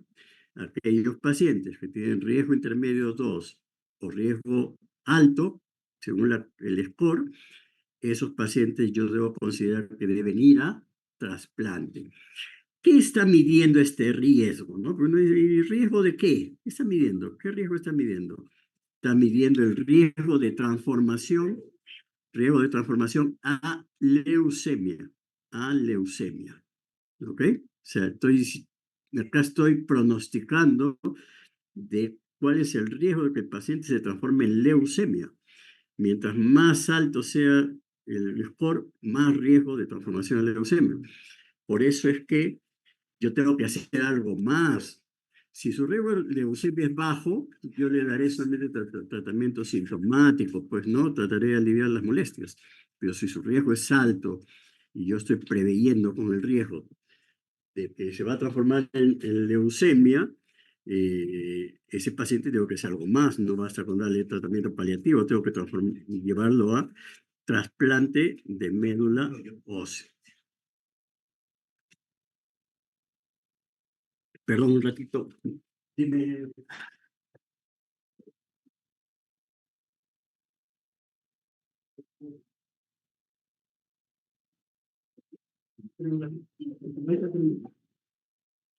Ya, vamos terminando rápido porque me están llamando. Listo, entonces con el escolio determino si este paciente va a trasplante o no, ¿ya? Entonces se consideran trasplante los pacientes que son menores de 65 años, yo diría menos que esto, ¿eh? Yo llevaría a trasplante a un paciente menor de 60 o menor de 55 años, porque estos trasplantes se complican, ¿no? En pacientes con mielofibrosis los trasplantes son bastante complicados, ¿ya? Entonces, pero acá, bueno, han puesto menor de 65, yo diría menor de 55 y quizás hasta 60 años, pero viendo bien al paciente si no tiene otras cosas, ¿no? Eh, el paciente indudablemente tiene que estar en muy buen estado funcional y si el riesgo es intermedio 2 o alto, ¿no? Ese es el paciente que debe ir, ¿ya? Como dice acá, es controversial si yo debo trasplantar a un paciente de riesgo intermedio 1. Realmente no los trasplantamos, ¿ok? Eh, pero en la práctica, pues la gran mayoría de pacientes no son tributarios de trasplante, pues porque acuérdense que esta mielofibrosis es más de personas mayores, ¿no? Y entonces al debut nomás el paciente pues tiene 60 años o más, entonces ya ese paciente no va a ir a trasplante, ¿no? Entonces, o tiene un riesgo bajo, entonces si su riesgo es bajo o no es tributario de trasplante por la edad o porque tiene comorbilidades, estos pacientes pues van a manejo farmacológico paliativo, ¿no? Paliativo, que lo que significa es dar el manejo para mejorar lo que está alterado en el paciente, ¿no? Y sacarlo del problema, ¿ok? Entonces, básicamente lo que vamos a buscar es controlar los síntomas, controlar las complicaciones de la enfermedad, como pueden ser pues el deterioro funcional, pues estos pacientes se van a deteriorar, bajan de peso, ¿no? Hay febrículas, se sienten mal, entonces eso tenemos que controlarlo. Y los riesgos de trombosis y los riesgos de hemorragia, porque acá sí va a haber más riesgo de hemorragia, porque pues, estos pacientes, cuando estén pancitopénicos, pueden tener plaquetopenias muy severas, ¿no? Muy severas, ¿ya? Entonces, en general, las manifestaciones están dirigidas a mejorar qué cosa, la anemia y la plaquetopenia sí la hay, sobre todo cuando ya están en etapas muy avanzadas, porque hay vasos grandes que secuestran las plaquetas, etcétera. Y también dirigido a las manifestaciones de hiperproliferación, pues, ¿no? Los vasos grandes, ¿no? Estos pacientes se quejan de molestia por el vaso grande, los síntomas constitucionales, y si hay leucocitosis y trombocitosis, pues también deberían ser manejadas para llevarlas a valores más adecuados, ¿no? ¿Cuáles son los tratamientos? Va a depender qué es lo que tiene el paciente y qué es lo que quiere hacer con el paciente. Si el paciente tiene anemia, ¿qué puede utilizar? Puedo utilizar la eritropoyetina, puedo utilizar danazol, por ejemplo, puedo utilizar la combinación de talidomida, de inmunomoduladores, eso que se utilizan para mieloma múltiple, con prednisona, da buenas respuestas, buenos tratamientos. Si vaya uno, puedo utilizar el otro, indudablemente, ¿no? No voy a utilizar todos juntos. En algunos casos puedo utilizar baja dosis de corticoides, a 0,5 miligramos por kilo por día, ¿no? Ver cuál me funciona. Si me funciona uno, pues lo tengo al paciente con eso. Si no me funciona, de repente lo cambio o asocio, ¿no? Si le había dado corticoide al inicio, me respondió al inicio y después ya me está fallando, de repente pues le asocio el danazol o le asocio la talidomida o le puedo dar la eritropoyetina, ¿no? Todo eso para tratar de mejorar la hemoglobina. Claro, ustedes pueden decir, pero la hemoglobina también lo puedo mejorar transfundiendo. Sí, pero al transfundir, y si lo voy a estar transfundiendo frecuentemente al paciente, voy a llevar al paciente a una hemosiderosis secundaria porque con cada transfusión estoy llevando hierro al paciente, le estoy poniendo hierro y estoy acumulando hierro al paciente y eso puede producir hemosiderosis secundaria, ¿no? Secundaria, entonces, o hemacromatosis también se llama secundaria. Entonces, no es conveniente, pues el paciente está transfundiendo frecuentemente, salvo que no hay otra cosa que hacer con él, ¿no? Entonces, antes de transfundir frecuentemente, pues tengo que utilizar todos estos medicamentos para ver si con eso controlo la hemoglobina. La idea de estos medicamentos no es llevar a una hemoglobina normal, ¿no? Los medicamentos, la idea es pues tener hemoglobina de 9, 10, o sea, sacarlo del 8, porque nosotros transfundimos con menos de 8, ¿no? Si el paciente está en 9, 10 de hemoglobina, es suficiente, no necesito tener hemoglobinas normales, ¿no? Si hay leucocitos altos, si hay plaquetas altas, si hay síntomas clínicos, si hay un gran vaso, tendría que utilizar pues fármacos para bajar la proliferación, ¿no? El fármaco que más utilizamos es la hidroxicarbamida, ¿no? Desde 0,5 a 2 gramos al día. Se podría utilizar interferón, pero es un medicamento muy caro. Eh, en algunos casos, si el vaso es muy grande, pues puedo hacer esplenectomía o puedo hacer irradiación, o sea, un poco de radioterapia esplénica para digamos, disminuir el tamaño del vaso. O en algunos casos, cuando hay mucha sintomatología, puedo usar este medicamento que es el ruxolitinib, pero es un medicamento muy caro, ¿ya?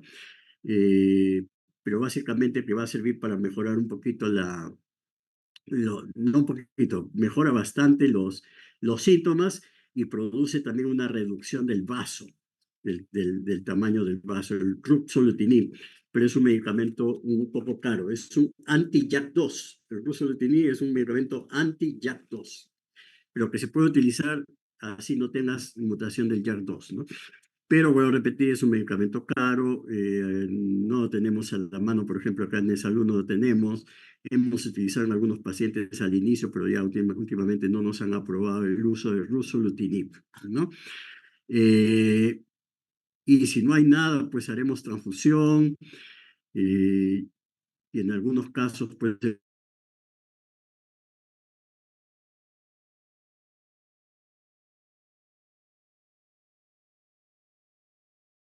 enfermedad.